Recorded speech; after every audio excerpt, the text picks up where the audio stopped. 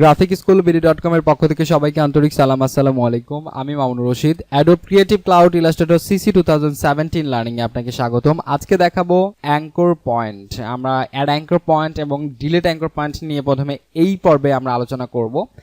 Add anchor point এবং delete anchor point জিনিসটা কি?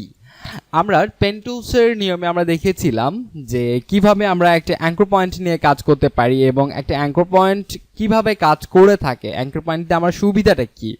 সো জাস্ট এখন আমাদের ব্যাপার হচ্ছে যে আমরা যখন আমি এখানে একটা ডিজাইন নিয়েছি এবং এই ডিজাইন থেকে যদি আমি জাস্ট একটু জুম করে দেখাই, এখান থেকে আমরা ডিরেক্ট সিলেকশন টুলসে যাচ্ছি। ডিরেক্ট সিলেকশন টুলসে যাওয়ার পর আমরা এই যে অবজেক্টটি রয়েছে জাস্ট এটা আমি সিলেক্ট রাখছি। সিলেক্ট রাখার পর এখন যদি আমি এখান থেকে প্যান টুলসে যাই অথবা ডিরেক্ট সিলেকশন টুলস থেকে যদি আমি একটা এখান থেকে অ্যাঙ্কর পয়েন্টে ক্লিক করি, তাহলে দেখতে পাবো যে আমাদের এখানে একটা অ্যাঙ্কর পয়েন্ট রয়েছে, এখানে একটা অ্যাঙ্কর পয়েন্ট এবং লাস্ট একটা অ্যাঙ্কর পয়েন্ট রয়েছে। তার মানে তিনটা অ্যাঙ্কর পয়েন্ট রয়েছে। এখন আমার কাছে কেন জানি মনে হচ্ছে যদি আর কি যে এখানে একটু বাঁকা হয়েছে, এটা একটু সরবে এদিকে, তো আমাদের তার জন্য আমাদের এখান থেকে কি আমরা সরাতে পারবো?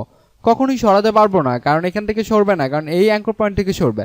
সো আমাদের তার মানে কি এখানে একটা কি করতে হবে, অ্যাঙ্কর পয়েন্ট ক্রিয়েট করতে হবে। সো অ্যাঙ্কর পয়েন্ট আমরা কিভাবে ক্রিয়েট করব?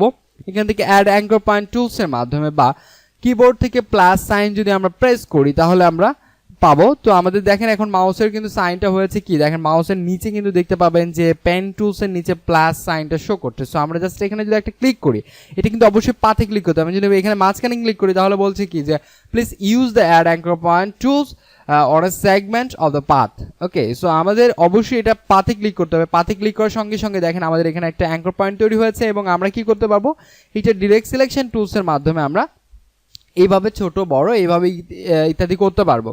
এখন আমাদের কিন্তু এইটাতে প্রায় 4টা কিন্তু আমাদের এখানে অ্যাঙ্কর পয়েন্ট তৈরি হয়েছে। আমরা এখান থেকে এইভাবে অ্যাঙ্কর পয়েন্ট দিয়ে আমরা সরাতে পারবো। এখন বিষয় হচ্ছে যে আমাদের অনেক সময় অতিরিক্ত অ্যাঙ্কর পয়েন্ট ক্রিয়েট করা হয়ে থাকে, তো সেগুলো অ্যাঙ্কর পয়েন্ট আমরা ডিলিট করতে হতে পারে। সাপোজ আমি যে অ্যাঙ্কর পয়েন্টটা এখানে ক্রিয়েট করেছি সেটা আমার কোনো দরকার ছিল না, বাট আমি করে ফেলেছি। তো সেক্ষেত্রে আমরা কি করবো, আমরা এখান থেকে ডিলিট অ্যাঙ্কর পয়েন্ট টুলসের মাধ্যমে এখান থেকে আমরা দেখতে পাচ্ছি যে মাউসের কিন্তু নিচে একদম মাইনাস সাইন দেখা যাচ্ছে, তার মানে এখন ডিলিট অ্যাঙ্কর পয়েন্ট আছে। জাস্ট আমরা এখান থেকে ক্লিক করলে আমাদের এই অ্যাঙ্কর পয়েন্টটি এইভাবে ডিলিট হয়ে যাবে।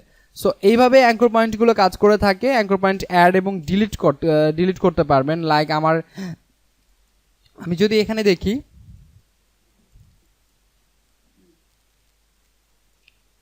আনগ্রুপ করে ফেলছি এবং ব্যাকগ্রাউন্ডটা আমরা Ctrl+2 প্রেস করে লক করে ফেলছি। এখান থেকে জাস্ট আমরা এটা একটু বাড়িয়ে নেই কিবোর্ড যেটা রয়েছে আমরা এটা আনগ্রুপ করে ফেলি, এটা আনগ্রুপ করে ফেলি। এগুলো সবগুলো গ্রুপ করা আছে। সো জাস্ট এখান থেকে একটা কিবোর্ডের বাটন, আমরা এখান থেকে একটা কিবোর্ডের বাটন দেখে ফেলি।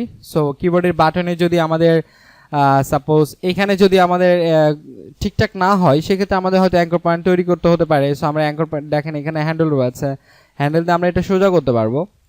হ্যান্ডেল দিয়ে এখানে আমার টানলে কিন্তু এটা সোজা হয়ে যাবে, এটা টানলে বড় হয়ে যাবে, সোজা হয়ে যাবে। ওকে, আমরা এখানে আরো আনগ্রুপ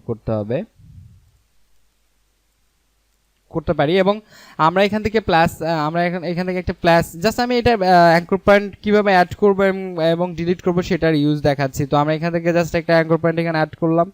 আমরা চাইলে কি করতে পারি, এটা উপরেও দিতে পারি। ওকে, এবং অ্যাঙ্কর পয়েন্টটা চাইলে কি করতে পারি, আমরা এখান থেকে ডিলিট করতে পারি। এখান থেকে ডিলিট অ্যাঙ্কর পয়েন্ট নিয়ে আমরা এখান থেকে ডিলিট করতে পারি। তো এইভাবে একটা অ্যাঙ্কর পয়েন্ট আমরা নিতে পারবো এবং ডিলিট করতে পারবো। তবে হ্যাঁ, ডিজাইনের ক্ষেত্রে যদি আপনার অ্যাঙ্কর পয়েন্টের সংখ্যা বেশি হয়ে যায় তাহলে কিন্তু সেই ডিজাইনটা স্মুথ হবে না। সেক্ষেত্রে আমাদের যথাসম্ভব চেষ্টা করতে হবে যে কম অ্যাঙ্কর পয়েন্ট ইউজ করতে। সো এই ছিল আজকের টিউটোরিয়ালসে। সবাইকে অসংখ্য ধন্যবাদ। আসসালামু আলাইকুম।